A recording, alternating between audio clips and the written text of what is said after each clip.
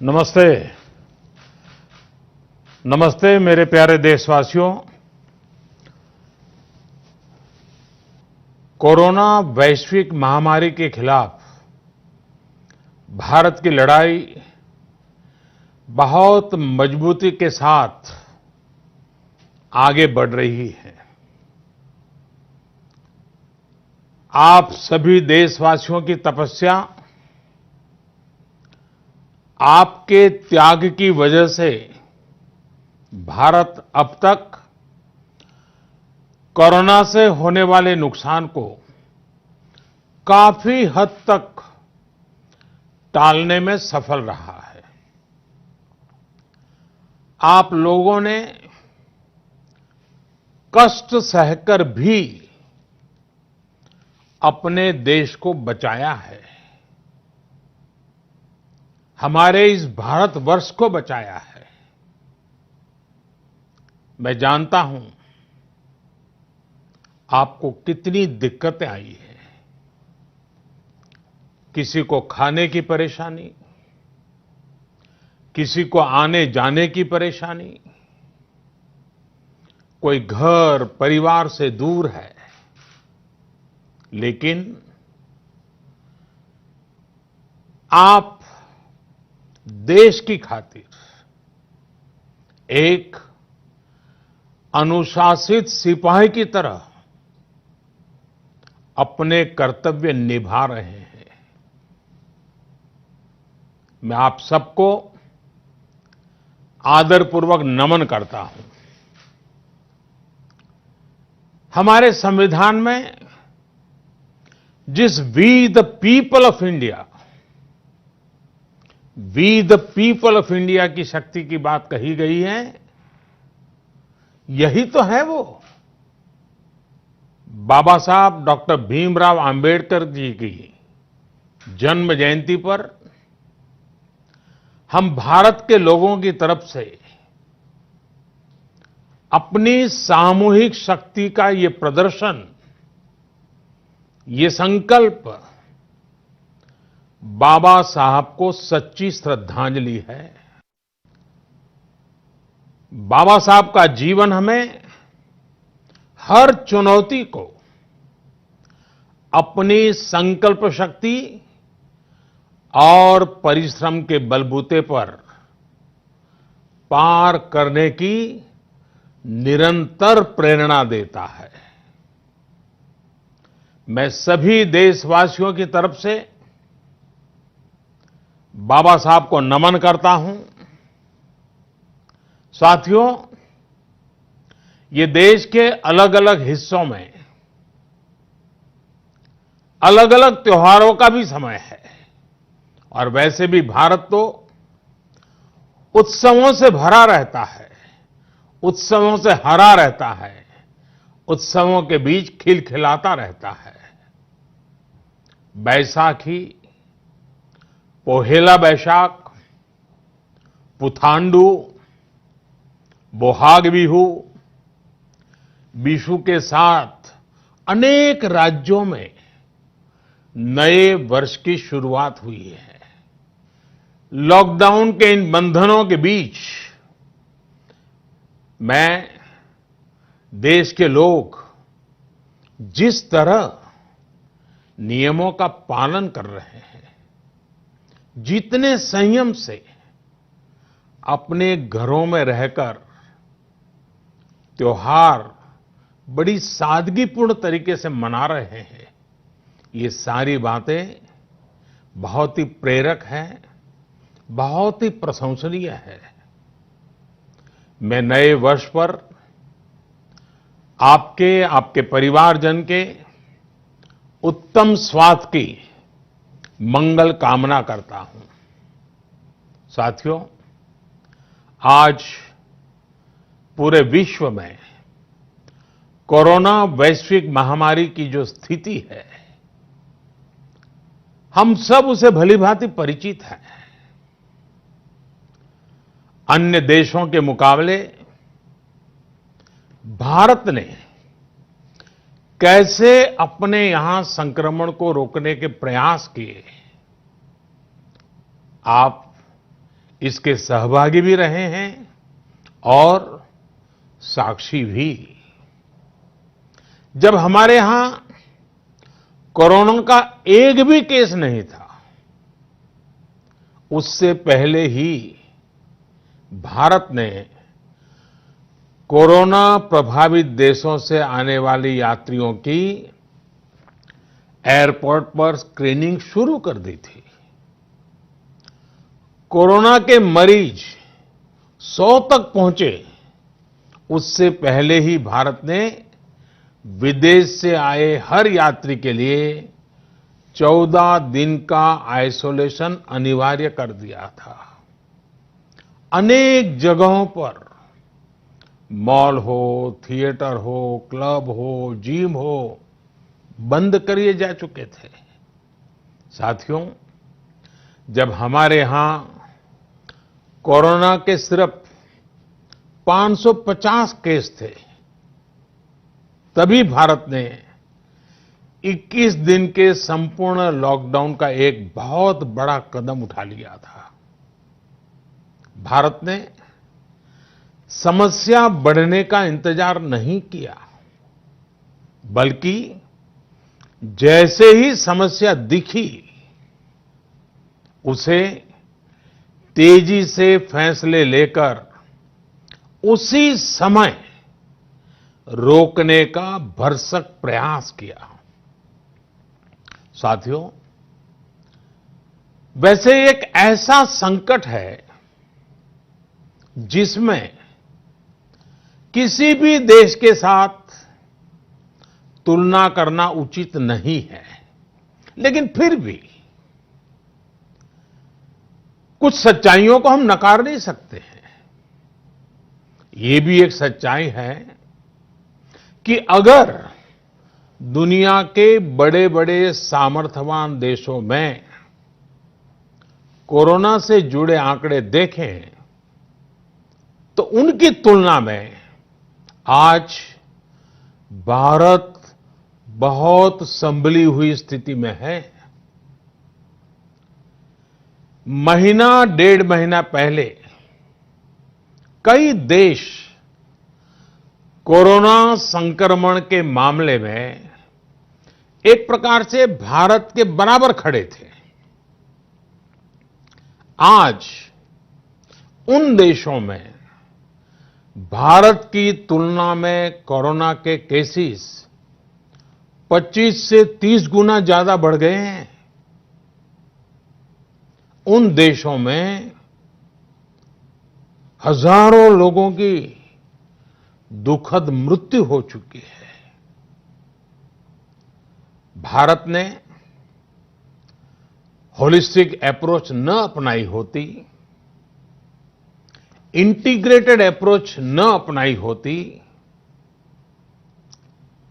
समय पर तेज फैसले न लिए होते, तो आज भारत की स्थिति क्या होती, इसकी कल्पना करते ही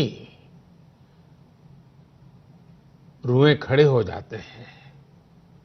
लेकिन बीते दिनों के अनुभवों से ये साफ है कि हमने जो रास्ता चुना है, आज की स्थिति में वही हमारे लिए सही है। सोशल डिस्टेंसिंग और लॉकडाउन का बहुत बड़ा लाभ देश को मिला है। अगर सिर्फ आर्थिक दृष्टि से देखें तो ये महंगा जरूर लगता है, बहुत बड़ी कीमत चुकानी पड़ी है, लेकिन भारतवासियों की जिंदगी के आगे इसकी कोई तुलना नहीं हो सकती। सीमित संसाधनों के बीच भारत जिस मार्ग पर चला है, उस मार्ग की चर्चा आज दुनिया भर में होना बहुत स्वाभाविक है। देश की राज्य सरकारों ने भी स्थानीय स्वराज संस्थाओं की इकाइयों ने भी इसमें बहुत जिम्मेदारी के साथ काम किया है। चौबीसों घंटे हर किसी ने अपना जीमा संभालने के लिए प्रयास किया है और हालत को संभाला भी है।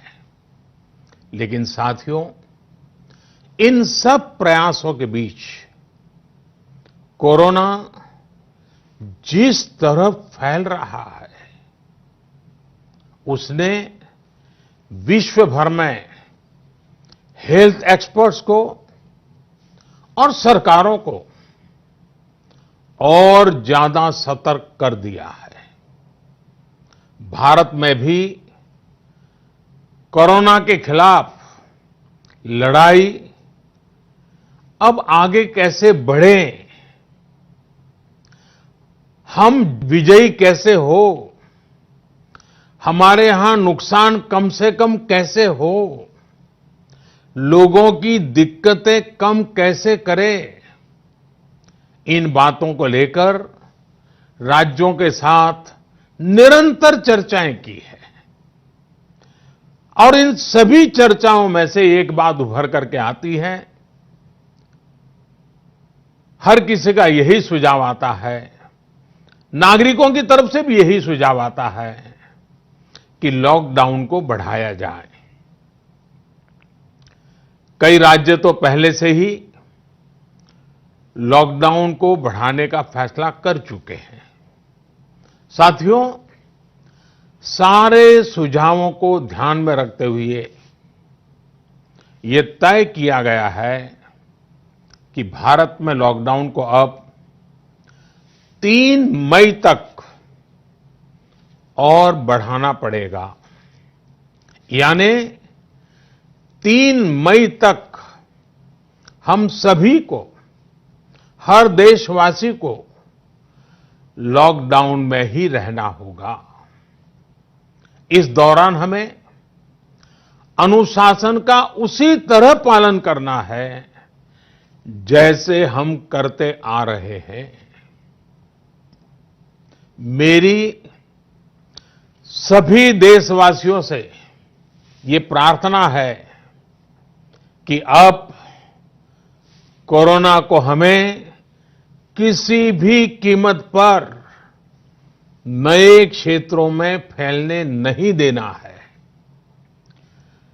स्थानीय स्तर पर अब एक भी मरीज बढ़ता है तो ये हमारे लिए चिंता का विषय होना चाहिए। कहीं पर भी कोरोना से एक भी मरीज की दुखद मृत्यु होती है तो हमारी चिंता और बढ़नी चाहिए। और इसलिए हमें हॉटस्पॉट्स को इंगित करके पहले से भी ज्यादा, बहुत ज्यादा सतर्कता बरतनी ही होगी। जिन स्थानों के हॉटस्पॉट में बदलने की आशंका है, उस पर भी हमें कड़ी नजर रखनी होगी, कठोर कदम उठाने होंगे। नए हॉटस्पॉट्स का बनना हमारे परिश्रम और हमारी तपस्या को और चुनौती देगा, नए संकट पैदा करेगा। इसलिए अगले एक सप्ताह में कोरोना के खिलाफ लड़ाई में कठोरता और ज्यादा बढ़ाई जाएगी। 20 अप्रैल तक हर कस्बे, हर थाने, हर जिले, हर राज्य को बड़ी बारीकी से परखा जाएगा। वहां लॉकडाउन का कितना पालन हो रहा है, उस क्षेत्र ने कोरोना से खुद को कितना बचाया है, इसका मूल्यांकन लगातार किया जाएगा। जो क्षेत्र इस अग्नि परीक्षा में सफल होंगे, जो अपने यहां हॉटस्पॉट नहीं बढ़ने देंगे और जिनके हॉटस्पॉट में बदलने की आशंका भी कम होगी, वहां पर 20 अप्रैल से कुछ जरूरी गतिविधियों की अनुमति, छूटछाट दी जा सकती है। लेकिन याद रखिए, ये अनुमति सशर्त होगी। बाहर निकलने के नियम बहुत सख्त होंगे। लॉकडाउन के नियम अगर टूटते हैं और कोरोना का पैर हमारे इलाके में पड़ता है, तो सारी अनुमति तुरंत वापस ले ली जाएगी। और इसलिए न खुद कोई लापरवाही करनी है और न ही किसी और को लापरवाही करने देना है। मेरे देशवासियों, कल इस बारे में सरकार की तरफ से एक विस्तृत गाइडलाइन जारी की जाएगी। साथियों, 20 अप्रैल से चिन्हित क्षेत्रों में इस सीमित छूट का प्रावधान हमारे गरीब भाई बहनों की आजीविका को ध्यान में रखते हुए किया गया है। जो रोज कमाते हैं, रोज की कमाई से अपनी जरूरतें पूरी करते हैं, वही मेरा एक बृहद परिवार है। मेरी सर्वोच्च प्राथमिकताओं में एक, इनके जीवन में आई मुश्किल को कम करना है। प्रधानमंत्री गरीब कल्याण योजना के माध्यम से सरकार ने उनकी मदद करने का हर संभव प्रयास किया है। अब नई गाइडलाइंस बनाते समय भी उनके हितों का पूरा ध्यान रखा गया है। इस समय रबी फसल की कटाई का काम भी जारी है। केंद्र सरकार और राज्य सरकारें मिलकर प्रयास कर रही हैं कि किसानों को कम से कम दिक्कत हो। साथियों, देश में दवा से लेकर के राशन तक पर्याप्त भंडार है। सप्लाई चेन की बाधाएं लगातार दूर की जा रही है। हेल्थ इंफ्रास्ट्रक्चर के मोर्चे पर भी हम तेजी से आगे बढ़ रहे हैं। जहां ये कहता है कि कोरोना के 10,000 मरीज होने पर 1500-1600 बेड्स की जरूरत होती है। भारत में आज हम 1 लाख से अधिक बेड्स की व्यवस्था कर चुके हैं। इतना ही नहीं, 600 से भी अधिक ऐसे अस्पताल हैं जो सिर्फ कोविड के इलाज के लिए काम कर रहे हैं। इन सुविधाओं को और तेजी से बढ़ाया जा रहा है। साथियों, आज भारत के पास भले सीमित संसाधन हो,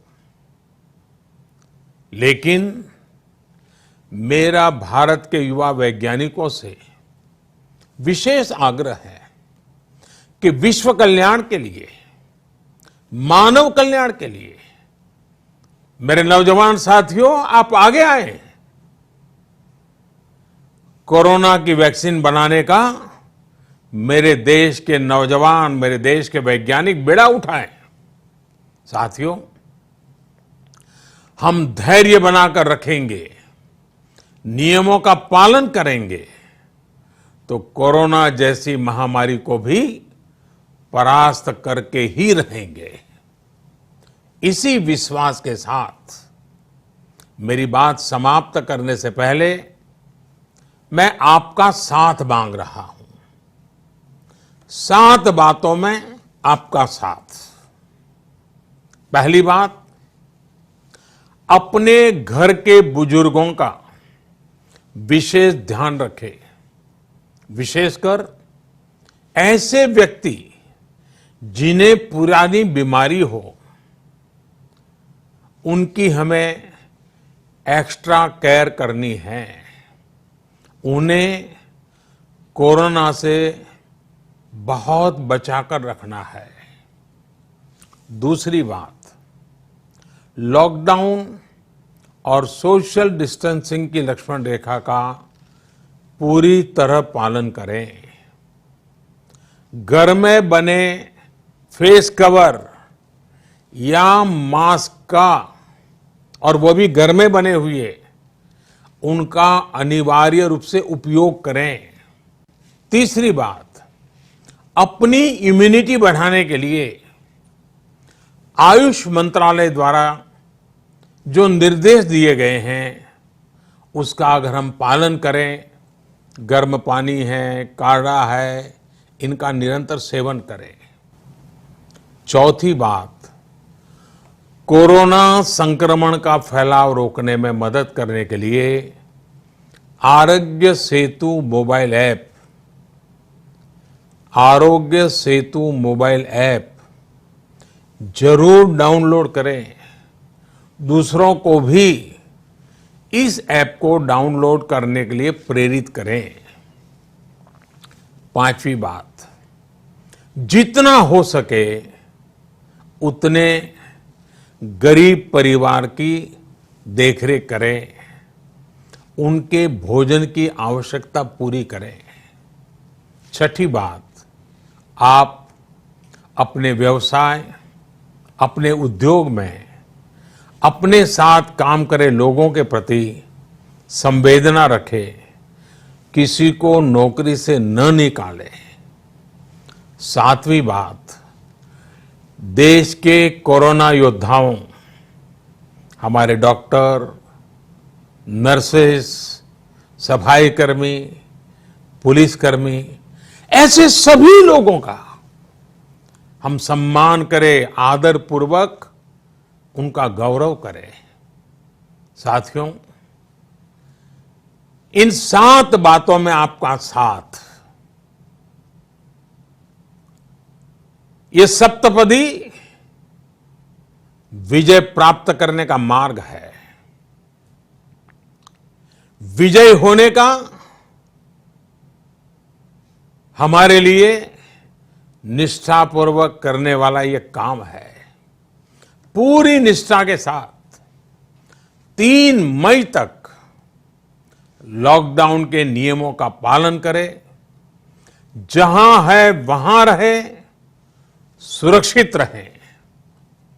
वयम राष्ट्रे जागृयाम, हम सभी राष्ट्र को जीवंत और जागृत बनाए रखेंगे।